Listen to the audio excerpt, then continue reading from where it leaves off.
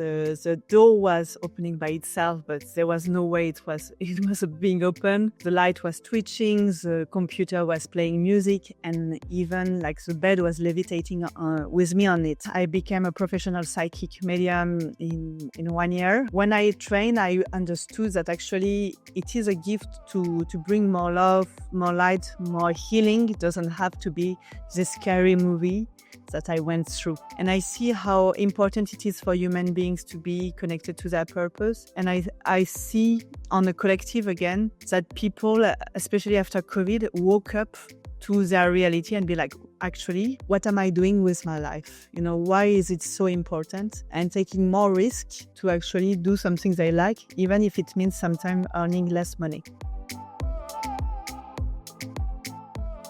Aude, thank you very much for joining me on Success Matters platform. I was very intrigued when I read your profile and we had a conversation in preparation for this call. You have psychic powers and you use that now to help people and businesses to really connect much more with the right frequencies, I suppose. How did those psychic powers come to life, and what was the trigger moment that kind of really made you think, okay, I've got something here? Yes, so to start with, I believe we all have psychic powers. And I don't know if you record when you were a child, if you were seeing things or some kind of little ghosts were coming to you and you were afraid of them. And then often we shut down with society. So for me, my dad passed away in 2009. And I kind of repressed the grief. I pushed it away and kept going with my career in technology. And in around 2011, 2012, I was living in Elephant and Castle in London, and I started to have huge paranormal activities in my bedroom, things that you see like in the Hollywood movies, where like the door was opening by itself, but there was no way it was being open. The light was twitching, the computer was playing music, and even like the bed was levitating with me on it. So you can imagine that coming from Paris with a family that is very skeptical about spirituality, and even myself at that time, I was very skeptical. I felt I was going crazy. Mm-hmm. And it was like the same time when I was starting meditation with a Tibetan teacher. And when I came to see him because I thought he was the only one at that time I could talk to, he told me, it's your psychic abilities. You are a great meditator and you just open up very quickly. And so that's what is happening. Right. Okay. So these paranormal activities, when they started, were you scared? Because it kind of sounds a little bit like you see in a horror movie, right? Suddenly the computer comes on and it's playing music. Yes, absolutely. Well, I was terrified and I couldn't sleep.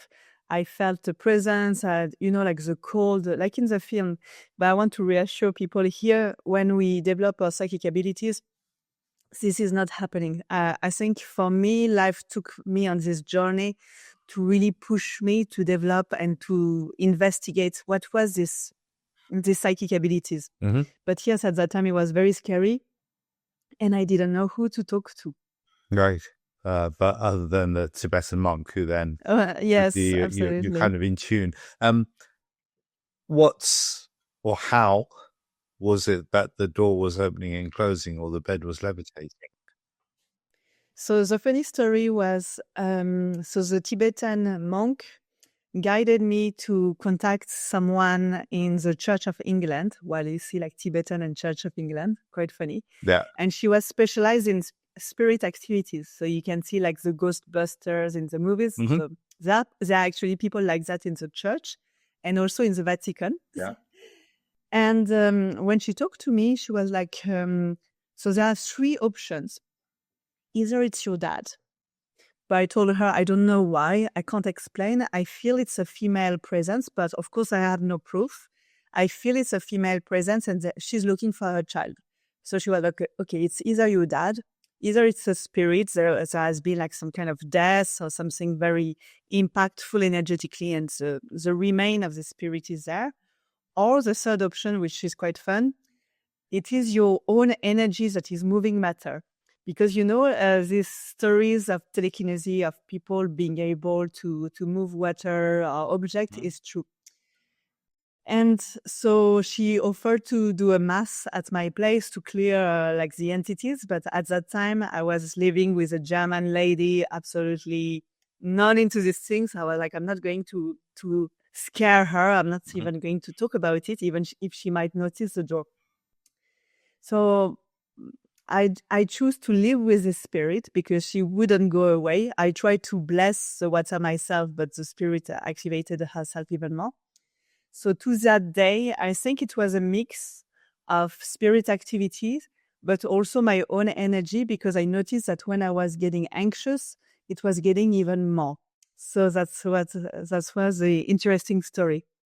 So some people might say that was like a form of hallucination or so. How would you respond to that? Well, I wish I wish it was hallucination. My flatmate noticed it as well. Okay. She managed to notice it, and I reassured her it might be like the neighbors, and she was like, "How could the door open by itself at 2 a.m.? There is nothing there." So I was not the only one to notice it. And also in other places where I was going, I started to notice some spirit activities as well. Okay. So going from being scared to then embracing it, how long was that sort of journey for you to go through? Around 3-4 years, honestly, Oh because wow. I repress. Yeah, absolutely. I come from a family of posh Parisian people who are not talking about spirituality. When my mom heard I was starting meditation, she thought I was going to join a sect. So you Okay. see Yeah. you.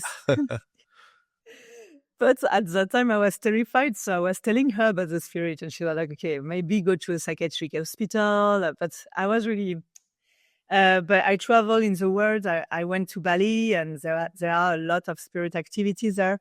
You can see it on the lines of Earth, the magnetic lines. Some places have more spirit activities, and you can see in the Balinese culture or even the Indian culture is very famous. Mhm. These things is normal for them.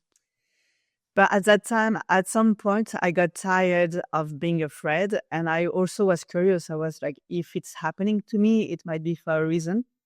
And so I found the College of Psychic Studies, which is the biggest college of psychic studies in the world, that has trained like, the best mediums since 300 years.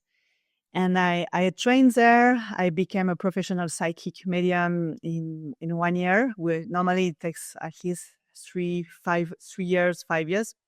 And now I am one of the teachers at the college. So when I train, I understood that actually it is a gift to bring more love, more light, more healing. It doesn't have to be this scary movie Mhm. that I went through. So help me out in terms of the spirit. Why would the spirits make themselves known to you versus known to me or someone else? Or is it that I'm just not in tune with the spirit world? That's a good question, and I don't think anyone has a like the real answer. I think there is an idea of frequency. So some people will notice like the shift of energy. For example, I came to visit a friend who was house sitting 1 week ago in a beautiful cottage in England. And when I stepped into the living room, I noticed there were like 4 spirits. And she told me she hadn't slept well, so I didn't tell her anything. But Hmm. then like there was like obvious spirit activities, and then she started to open up. So I think for most people, we are going to notice something is wrong, but generally we are too afraid to go there, and so we dismiss it. So some people have more capacities, but overall, most people may feel something. And also, I was talking to these people at the podcast this morning. One of them, after being skeptical, finally opened up that after his granddad passed away, he could hear things, feel things, some messages. So it is in our capacities. Okay. So these spirits just yeah, for context. So I'm Hindu. We in Hinduism we believe that you have a soul, and that soul is part of a bigger soul, and we're all connected. It's kind of one soul energy almost. Um, Yeah. but to me, a spirit sounds like it's detached from that soul energy. So what is a spirit compared to a soul?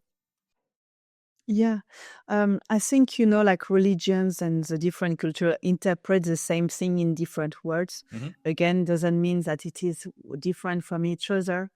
So as you know, in the Hindu knowledge, but also in the psychic knowledge, there is a belief in reincarnation. Yeah. But at the same time, it looks like even like if the person is reincarnated, you are able to connect with their spirit. So it's not one or the other. It's more complex than this. And so that's why people are able to channel Jesus or Buddha or your ancestors, Hmm.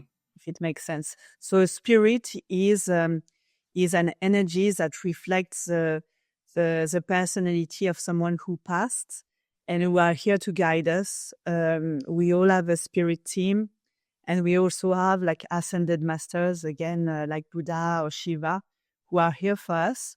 And when I started meditation, I thought it was like, oh, beautiful images. And, but actually, once you start, I'm really embodying and feeling the frequencies.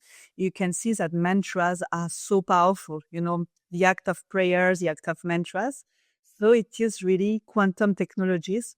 But for people who are not really open yet energetically, because I really believe we are opening up more and more on a collective, then we see, wow, this is incredible. So whenever we have fear, whenever there is a problem in our life, if we use mantras, even not as a professional monk, we can see there is a shift of energy. Right. Okay.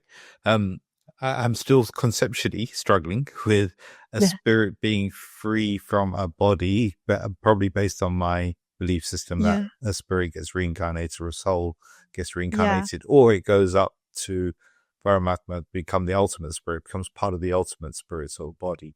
So, but Mm-mm-mm. maybe we'll kind of leave it at that.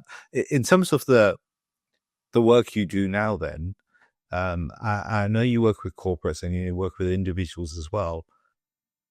Aren't people skeptical when you start talking about all of this? And how do you handle that skepticism?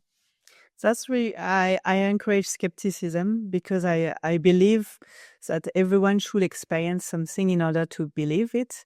And when we talk about spirits, when we talk about intuition and energy, it is hard to conceptualize it. I believe as well that it is skills that we had even in ancient times, and we are remembering it. We were talking about reincarnation.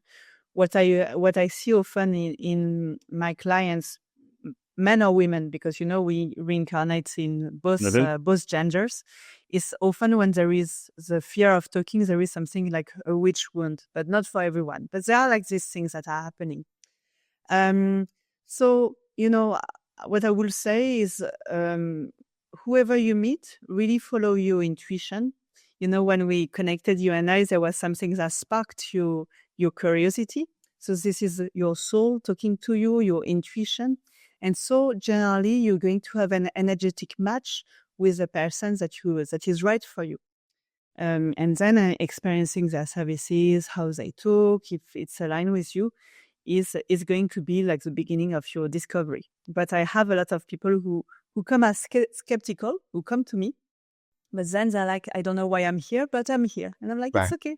You're going to discover it later. Okay. So what's the sort of work you do with people then? Lots of different things. So, for example, I'm a spiritual life coach. So, people who have patterns that keep repeating themselves, we work on it and we unlock it. With psychic mediumship, there is like this individual part where people, for example, individual have like a breakup or have grief with past loved ones. So it's the ability to connect them to their ancestors or friends who passed away. Again, because and yes, black magic is true, but I only work with light beings, if we can say. It's all loving and compassionate. It's a really good tool to help healing. And they can see I'm not a charlatan, and there are charlatans out there. because I'm able to have information that I have no way of knowing, through channeling, through tuning into the energy and the energy of their loved one. So that's more like at an individual level. Also, I work with entrepreneur. I help them channel their business strategy, Hmm. which is incredible because, like, for example, I work with, CEOs, entrepreneur, billionaires as well, pop star, and they are all interested in this. And it is something that they find very useful, and training their psychic abilities in order to be better at business, handling life much smoother. Because again, if you know who you have in front of you, if you have more information, you'll be able to make better decisions. Hmm. And finally, go for it, Sanjay. I was just going to pick up on something you said there, which is Yes, you sometimes have information that you wouldn't necessarily know. Do you have an example where maybe you engage with a client and you could tell them things about themselves or their life that they had never shared with you, or we wasn't in the public absolutely. domain? Yes, yes. So that's what is a psychic reading. A psychic reading is the ability to access information through visions, through clairaudience, through hearing, through inner knowing. And you can see if a psychic reading is good by having some information like that.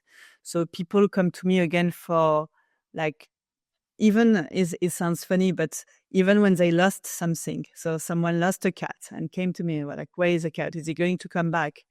Um, or again, knowing when they're going to get married. And of course, I always mention, this is information I receive.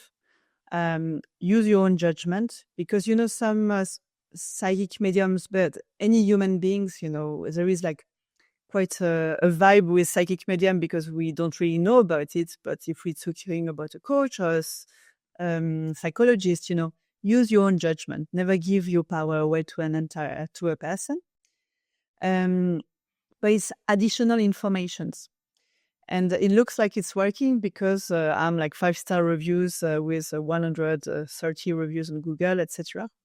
So it is something that is very useful to people for both their personal and business life. And so how did you make that pivot from the corporate world to then doing what you're doing? Because I can imagine that to an extent, having that regular flow of income and, that safety net, if you like, of the corporate world was one thing. And now you're doing something that maybe some people think that's a bit far out, right? It's a little bit out there.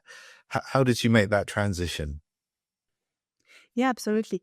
So in corporate, I knew it was a word that will never fit me. I was very successful. I was working at Gucci and Microsoft, Trainline, etc. I was managing up to 5 teams as a product director. Mm-hmm. But it was a word that was not resonating with me, really disconnected from human beings, and very stressful for me. And as a result, I kept experiencing burnout and anxieties. But I kept going to this because, as you said, like, loss of money, etc. But at some point in parallel, I was developing these psychic abilities. I was developing Reiki, which is energy healing, energy work. And life puts on your way, like synchronicity, put on your way people. And I started to have this, since I was born, I had this message I can't explain.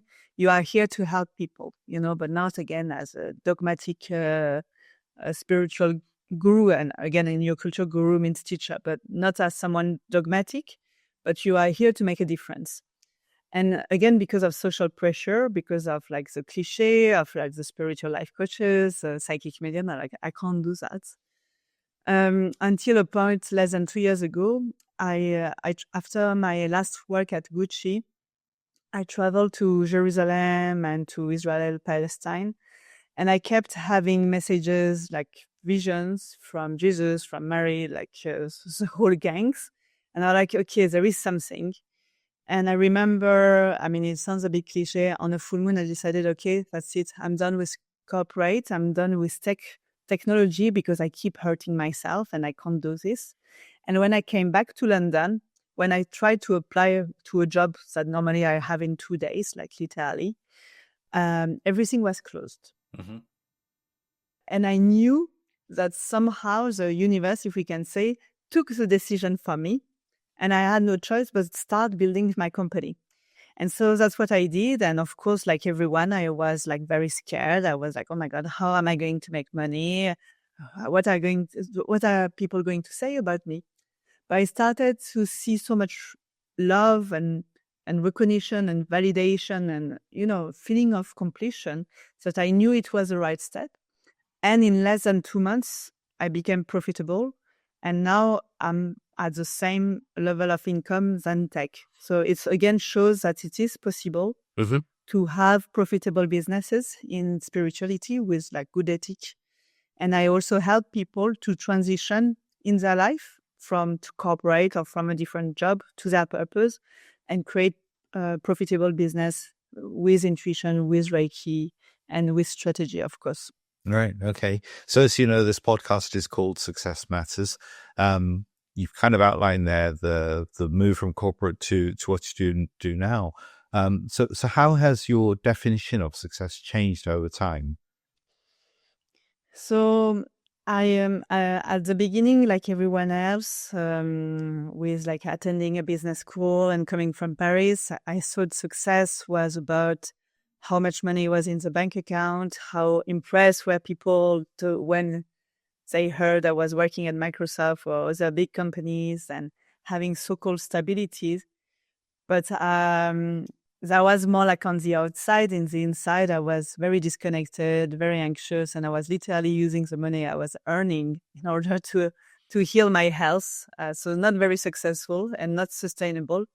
So for me, success, and I see it in my life and my clients, and really not out of egocentric approach, is like this feeling of inner peace where we know that we are doing our best and we are happy and content with our life, where we have enough money for not worrying about it, and even, at least having enough. So being in a state of balance, of harmony as much as possible, and we know we tend towards it, and really being connected to our purpose.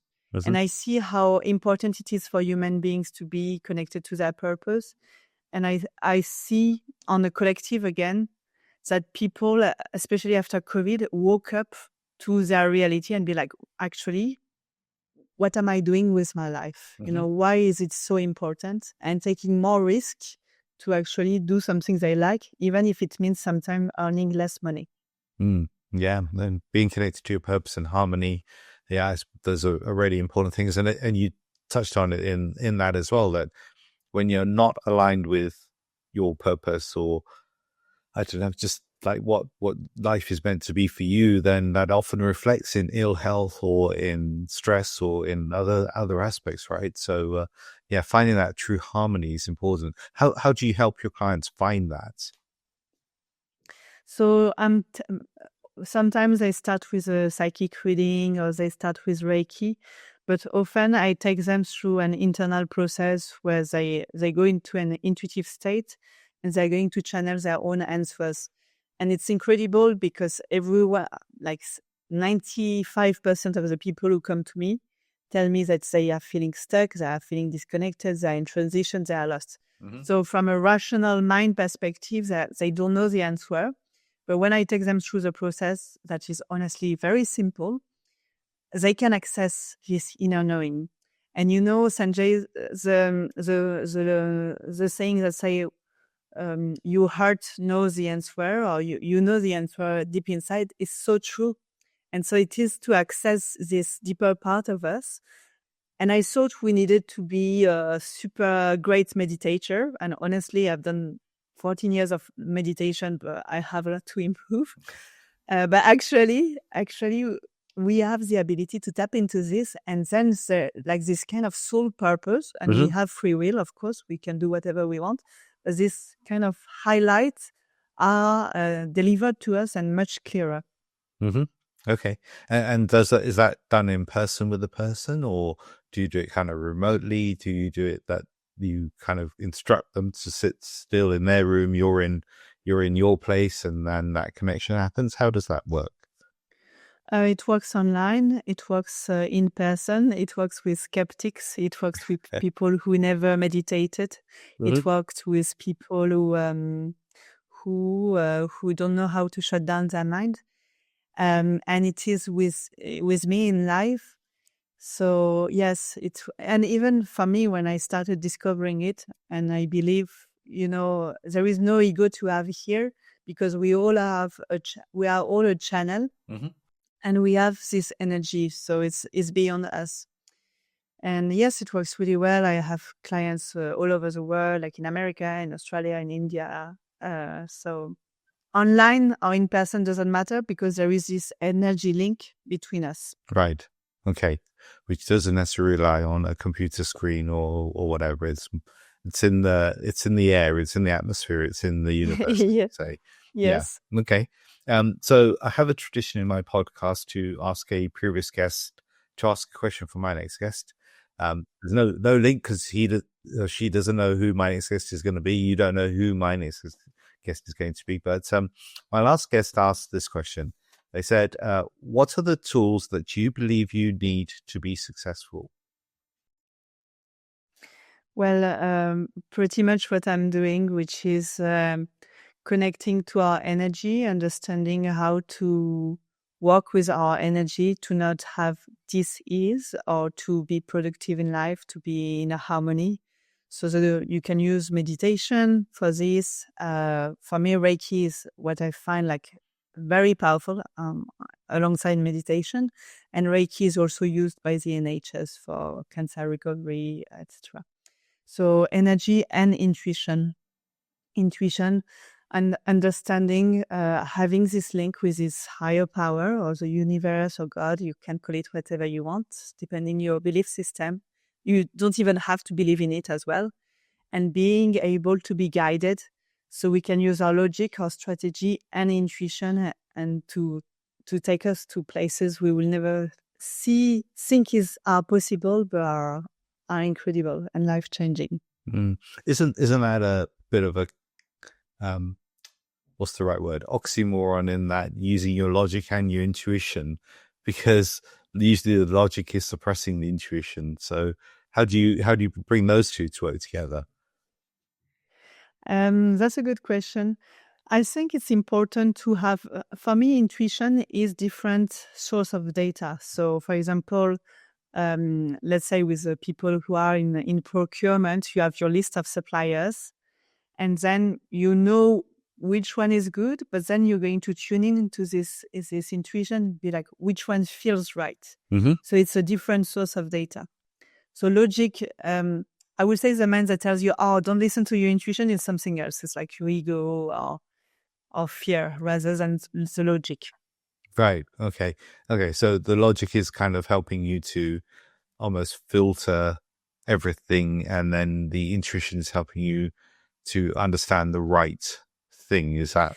Yeah, or you can follow your intuition and finish with logic. So, for example, when I plan where I want to go, I don't. I follow the prompt. So, for example, in November, I've had the prompt that I needed to go to Nepal. Mm-hmm. I don't know why, but I know it is. I need to discover something out there.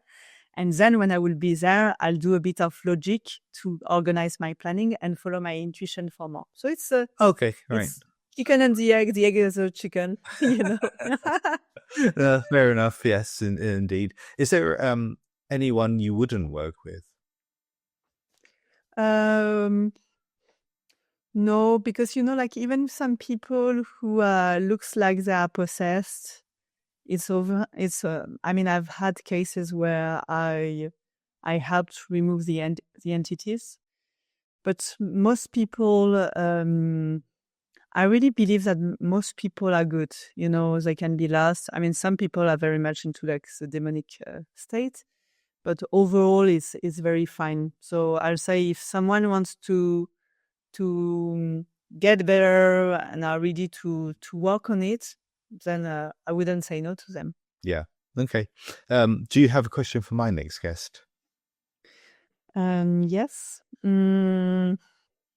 What do you think success will look like in the future with AI? Okay, what do you think success will look like in the future with AI?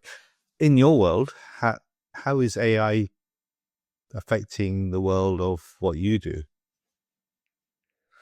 Not much, honestly. It's interesting to see a lot of people are using ChatGPT for being a psychotherapist, and even for me, sometimes I talk to them. It's good, but that's also what I think is so necessary.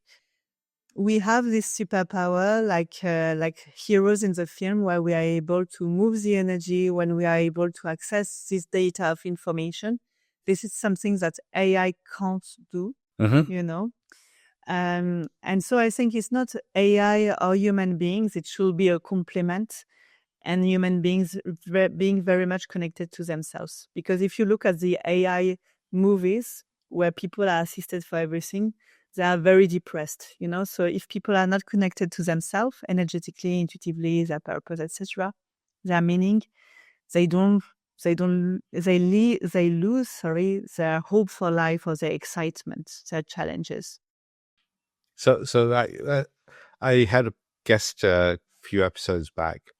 Uh, her company is working on making computers with human neurons, and Mm-hmm. they see that whilst a human neuron, in terms of its speed of processing data, is not necessarily as fast as a chip, but when you put multiple neurons together, it creates that speed, and it creates that sort of artificial brain almost. That's not where they're heading, but kind of that's the best analogy I can give.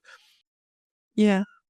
Where does that kind of connection to the spirit world live within us? Well, could those neurons potentially have connection to those frequencies where, where we're all interconnected, and then therefore you kind of create an AI machine that's got psychic capabilities? Yeah. From my understanding, and again, who are we to know it all?